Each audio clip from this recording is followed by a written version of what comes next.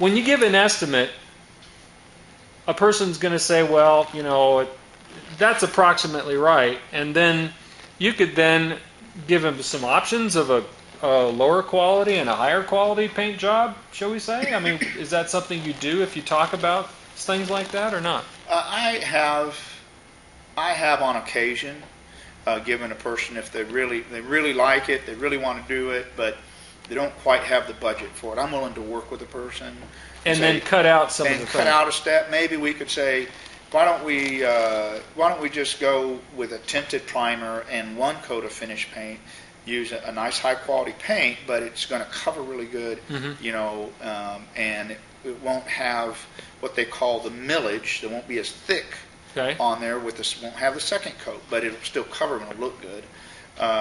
The other option is I've offered some people to say, hey, you want to pole sand this room? I'll show you how to do it. And I'll lend you my pole sander and you do the work. And, I mean, there's different ways to I can work with people to try and bring the cost down, but I won't sacrifice quality of workmanship just because someone doesn't have the money to do it.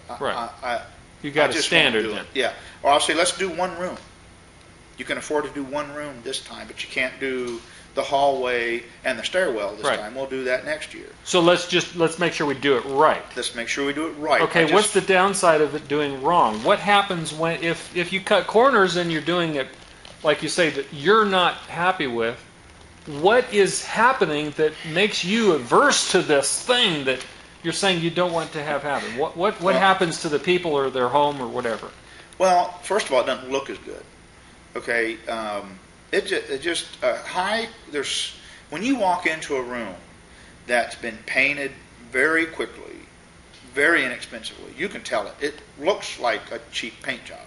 It just looks like it. I don't know how to explain it exactly. Because there are a lot of variables. But you walk into a room that's been painted right, and it's done well with someone who's thought it through and skillfully taken the time to do it right. Man, it looks like $1 million. That's amazing. The trim is nice and clean. It's not slopped on. You don't see the brush strokes in the trim. You don't see globs of paint.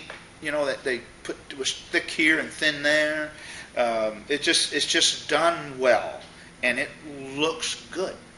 That's the big thing about. Now that's interior painting. Okay. Right. Let's stay with the interior. Yeah, stay inside. Okay, so if we can describe it like walking into the room and go, wow, it's like that color is completely the same the whole way along the wall, and it looks thick, and it looks solid and rich. Right. But then you look at this and you think, what the heck is wrong with this? I know it just does look terrible. I can't tell you why. I mean, it looks like there's black coming through, or what streaks? Am I seeing things? Right. That's kind of what you're saying. That's exactly right. It's hard sometimes to tell the difference, but man, you walk into a room that the lines are nice and clean and straight. It feels good, and you can't look it up and say, "Wow."